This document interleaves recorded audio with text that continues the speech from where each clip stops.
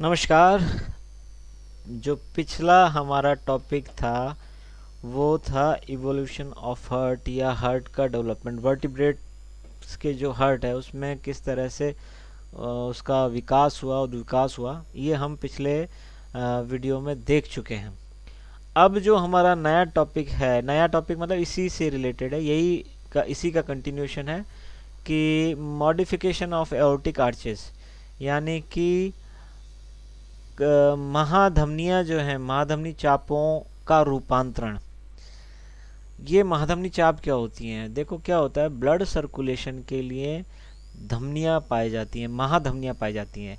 ठीक है, दो महाधमनियाँ होंगी, एक होगी वेंट्रल एओर्टा, ठीक है, दूसरी होगी डोर्सल एओर्टा। यदि हम बात करते हैं तो इनका जो महाधमनी चापों का जो रूपांतरण है वो एक बेसिक प्लान से ही रूपांतरित हुआ है। कहने का मतलब है कि ये एक बेसिक प्लान था, इसी में ही धमनियाँ कुछ बढ़ती और घटती गई, कुछ मर्ज हो गई, और उससे जो है उससे ही जो है लास्ट तक डेवलपमेंट होता रहा। तो दो मुख्य तरह की जो है महाधमनियाँ है, एक है डोर्सल एओर्टा, ठीक है, या कहेंगे इसको पृष्ठीय महाधमनी, और ये है अधर महाधमनी जिसको वेंट्रल एओर्टा कहेंगे। तो पृष्ठ महाधमनी को अधर महाधमनी से जोड़ने वाली छह जो है एओर्टिक आर्चेज या महाधमनी चाप पाई जाती हैं। ठीक है, 1 2 3 4 5 6 6। ये जो है ये एक बेसिक प्लान है, मतलब अब जो मॉडिफिकेशन होगा इन्हीं में होगा। तो यदि हम शुरुआती दौर से बात करते हैं, ब्रैंकियोस्टोमा की बात करते हैं, तो 60 पेयर जो उसमें एओर्टिक आर्चेज पाई जाती है, क्योंकि उसमें जो है गिल्स, ये क्या है, एओर्टिक आर्चेज जो है गिल्स से ब्लड जो है वो करती हैं। देखो, यदि हमने पिछला वो देखा था तो उसमें हार्ट से निकलने वाली जो स्ट्रक्चर थी वो था कोनस आर्टरियोसस। ये देखो कोनस आर्टरियोसस, ये रहा, ये हमने, ठीक है, ऑरिकल, वेंट्रिकल, और यहाँ पर कोनस आर्टरियोसस, और ये कह रहा था साइनस वेनोसस। ठीक है, तो साइनस वेनोसस से हार्ट में ब्लड डाला जाता है और कोनस आर्टरियोसस से ब्लड बाहर निकलता है। ठीक है, अब इस वाले डायग्राम को देखते हैं। यहाँ पर ये जो है कोनस आर्टरियोसस है, यानी कि यहाँ पर ये हार्ट है। हार्ट से निकलने वाला जो ब्लड है वो कहाँ जाएगा, वो जाएगा गिल्स में। ठीक है, और बाद में जैसे जैसे मॉडिफिकेशन होंगे गिल्स लुप्त हो जाएंगे और फिर क्या हो जाएंगे, लंग आ जाएगा, लंग्स आ जाएगा, मतलब फेफड़े आ जाएंगे। तो फेफड़ों में शुद्ध होने के लिए जाएगा और वहाँ से फिर रक्त वापस जो है डोर्सल महाधमनी की तरफ जो है सर्कुलेट होगा और फिर वो जो है बॉडी को जाएगा।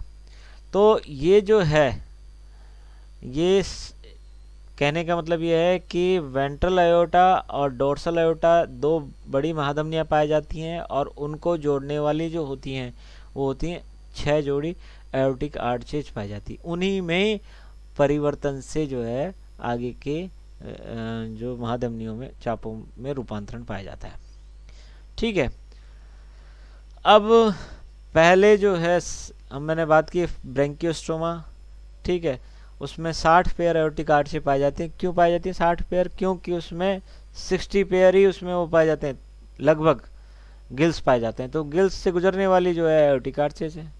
इसी तरह से जो है साइक्लोस्टोमेट में 6 से 15 पेयर पाई जाती हैं। जो 6 पेयर जो हैं गिल्स पाए जाएंगे वो मिक्सिन में पाए जाएंगे, इसलिए 6 जोड़ी उसमें पाए जाते हैं। और 15 पेयर जो होते हैं उसमें एप्टेट्रीटस एप्टेट्रीटस नामक एक साइक्लोस्टोमेट होता है, जिसके अंदर 15 जो है जोड़ी एओर्टिक आर्च पाई जाती है। अब इनके मॉडिफिकेशन की बात करते हैं। तो ये है जो है अलग अलग ग्रुप्स का अलग अलग एओर्टिक आर्चेस। ये एक बेसिक प्लान है, ठीक है, 6 जोड़ी एओर्टिक आर्चेस हैं, वेंट्रल एओर्टा, डोर्सल एओर्टा। ठीक है, अब यदि फिशेस की बात करते हैं तो टिलोस जो फिश हैं उनमें पहली जो 2 हैं वो लुप्त हो जाती हैं, क्योंकि इसमें 4 जोड़ी ही गिल्स पाए जाते हैं। तो तीसरी, चौथी, पांचवी और छठी ये ही जो है गिल आर्च जो है एओर्टिक आर्च पाई जाएंगी, बाकी 2 लुप्त हो जाएंगी। और यदि डिप्नोई जो फिश हैं उनकी बात करते हैं तो डिप्नोई फिश में क्या होता है, लंग्स का डेवलपमेंट चालू हो जाता है। तो यहाँ पर एक नई पल्मोनरी आर्टरीज का फॉर्मेशन हो जाता है। ये देखिए कि जो है ब्लड अब फेफड़ों की तरफ जाएगा। तो वो जाएगा किससे, पल्मोनरी आर्टरी से जाएगा, तभी तो मतलब कि लंग्स में जा पाएगा जबकि कोई आर्टरी होगी। तो यहाँ पर डिप्नोई फिश के अंदर पल्मोनरी आर्टरी का निर्माण चालू होता है। यूरोडेल्स में क्या होता है कि यूरोडेल्स जो हैं जिनमें की टेल पाई जाती है, ऐसे एम्फीबियन जिनमें टेल पाई जाती है जैसे सैलामेंडर वगैरह, उनमें क्या है एक्सटर्नल गिल पाए जाते हैं। तो उनके अंदर क्या है कि तीसरी चौथी और कुछ जो यूरोडेल्स हैं उनमें चारों के चारों जो है एओर्टिक आर्चेज हैं वो पाई जाती हैं। ठीक है। लेकिन यदि एन्यूरेंस की बात करते हैं तो एन्यूरेंस में जो है चूंकि पूरी तरह से लंग्स के द्वारा ही रेस्पिरेशन होता है, तो वहाँ पर ये जो है लुप्त हो जाती हैं आर्चेज। एन्यूरेंस की जो लार्वल स्टेज होती है, जैसे कि हम फ्रॉग के लार्वल की बात करते हैं, तो उसमें क्या होता है कि गिल पाए जाते हैं उसमें। तो इसी वजह से उनमें जो है वो पैटर्न पाया जाता है, यूरोडेल्स के समान पैटर्न पाया जाता है लार्वा में। लेकिन जो कि एडल्ट्स है, वयस्क जंतु है, उसमें इस तरह का पैटर्न नहीं पाया जाता। उसमें क्या होता है कि फर्स्ट सेकंड और फिफ्थ ये जो है वो लुप्त हो जाती हैं एओर्टिक आर्चेस। ठीक है। और ये जो पल्मोनरी है उसको पल्मोक्यूटेनियस आर्च भी कहा जाता है उसको। ठीक है। इसमें अब यदि रेप्टाइल्स की बात करते हैं, रेप्टाइल्स में क्या होता है कि चूंकि गिल्स जो है लुप्त हो जाते हैं और लंग्स जो है के द्वारा रेस्पिरेशन होता है, तो इसमें 3 ही फंक्शनल जो है आर्च पाई जाती हैं, थर्ड, फोर्थ, ये जो फोर्थ है मॉडिफाई हो चुकी है, और सिक्स्थ। ये सिक्स जो है ये भी अब सेपरेट होना चालू कर दिया है इसने। तो इसमें सिर्फ रेप्टाइल्स के अंदर जो है 3 आर्चेज ही पाई जाती हैं, थर्ड, फोर्थ और सिक्स्थ। रेप्टाइल्स में और क्या होता है, रेप्टाइल्स में चूंकि 4 चैम्बर्ड जो है हर्ट हो जाता है और सेपरेशन होता है ब्लड का, इसी वजह से जो इसमें सिस्टेमिक आर्च है वो 2 अलग अलग भागों में डिवाइड हो जाती है। देखो यहाँ जो थी सिस्टेमिक आर्च एक ही थी, लेकिन यहाँ ये जो है दोनों अलग अलग हो चुकी हैं। ये वाली जो सिस्टेमिक आर्च कहलाती है वो राइट सिस्टेमिक आर्च कहलाएगी, जबकि ये दूसरी इधर वाली जो है लेफ्ट सिस्टेमिक आर्च कहलाएगी। ठीक है। तो ये जो है ब्लड के सेपरेशन की वजह से इसमें इस तरह से हुआ। अब बर्ड्स में और मैमल्स में क्या है कि पूरी तरह से सेपरेशन हो चुका होता है चैम्बर्स का, और ऑक्सीजनेटेड और अनऑक्सीजनेटेड ब्लड जो है अलग अलग चैम्बर्स में बहता है।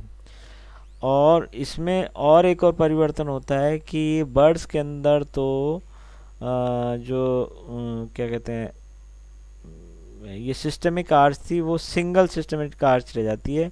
बर्ड्स में सिर्फ राइट सिस्टेमिक आर्च रहती है और मैमल्स में लेफ्ट सिस्टेमिक आर्च रहती है। साथ ही साथ जो सिस्टेमिक आर्च है उसमें लेफ्ट वेंट्रिकल से शुद्ध ब्लड निकल के बॉडी को जाता है। पल्मोनरी आर्च और सिस्टेमिक आर्च दोनों सेपरेट हो जाती हैं। पल्मोनरी आर्च में जो है ये ब्लड जो है अशुद्ध ब्लड लंग्स को, फेफड़ों को ले जाता है, जहाँ से शुद्ध होके वापस जो है क्या कहते हैं उसमें हार्ट में आता है, और हार्ट से फिर सिस्टेमिक आर्च से पूरी बॉडी में सर्कुलेट होता है।